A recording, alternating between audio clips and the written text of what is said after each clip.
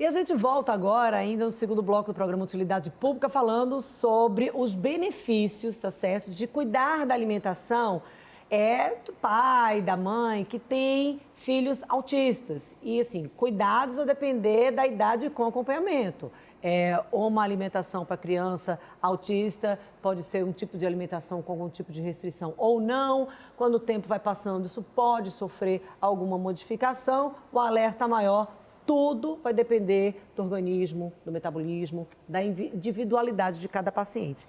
Contamos com a ajuda, todas as segundas, de Participinar, dessa psicóloga e psicanalista. E hoje, nossa convidada especial, falando especificamente sobre esse tema, a Sasha Freitas, que é nutricionista. E aí, Sasha, vamos tentar amarrar aí o que a gente começou no início do programa. Você trouxe 3 grandes equívocos: retirada de glúten, caseína e lactose. Muita gente, acho que glúten, lactose, as pessoas, é bom a gente esclarecer, mas muitas pessoas já têm mais conhecimento. Caseína, talvez nem tanto. Na dúvida, vamos esclarecer para quem está em casa que 3 alimentos são esses e por que às vezes não é necessário retirar se não há nenhum tipo de intolerância.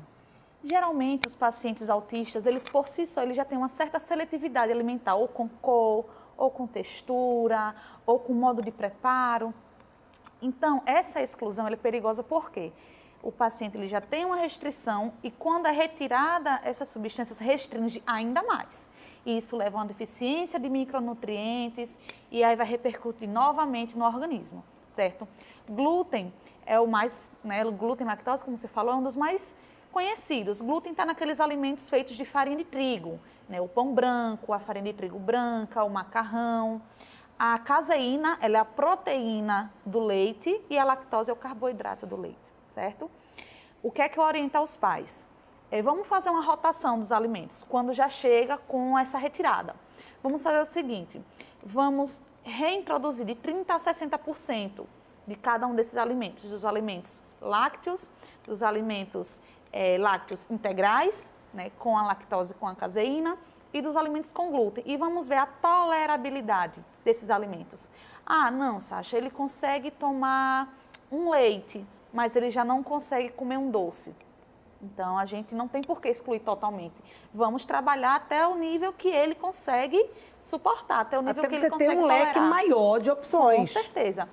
Porém, quando chega um paciente que ele realmente não tolera, aí a gente tem outras opções. Por exemplo? Eu trabalho com os leites vegetais, passo as receitas do leite de castanha, leite de arroz, leite de amêndoas, que as mãezinhas podem fazer em casa.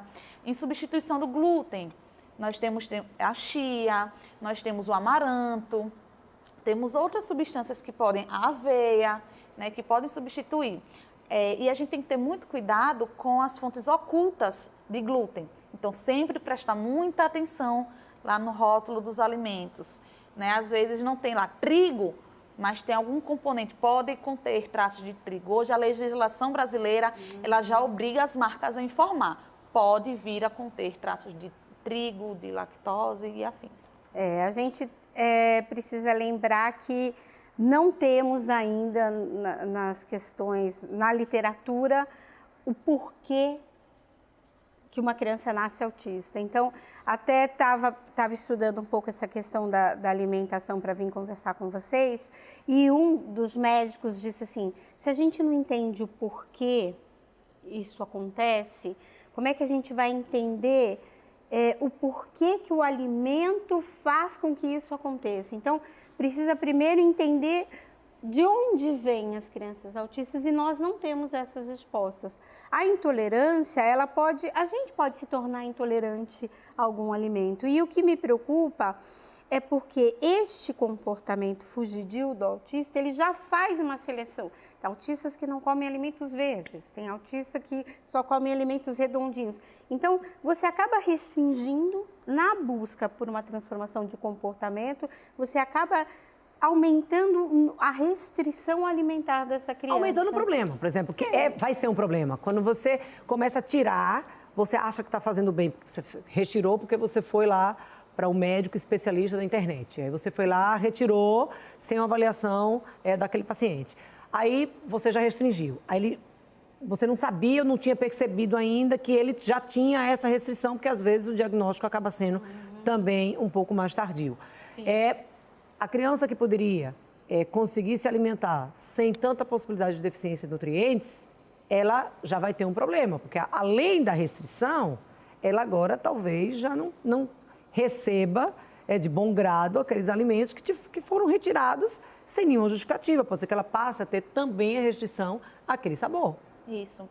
E aí, como é que a gente trabalha a aceitabilidade desses pacientes? Eu sempre busco trazer receitas convencionais, mas de uma forma saudável e de uma forma que o autista ele vá ter uma aceitação boa. Por exemplo? Por exemplo, daquele iogurte de morango que vende no supermercado. Que as mães acham que estão arrasando, super nutrindo os filhinhos com aquele iogurte. Eu digo às mamães, aqui é rico em açúcar, rico em corante, rico em vários nutrientes que não ajudam ao seu filho. Aí eu faço uma receitinha de um Danone com banana e morango, o inhaminho, que é um Danone feito com inhame, com um sabor muito bom, porque são só frutas naturais, não vai nada de conservante, não vai nada de corante, e as crianças elas têm tido uma aceitabilidade boa, porque elas veem as outras crianças consumindo. Né? Então, elas têm uma opção para elas, muffins, cupcakes, bolos, até o próprio brigadeiro de biomassa de banana verde, sucos coloridos, coisas que tragam mais esse mundo infantil de volta para elas. Né? Às vezes, elas com uma alimentação praticamente hospitalar, tudo muito digerido, tudo muito integral, não que não seja bom, isso é muito bom.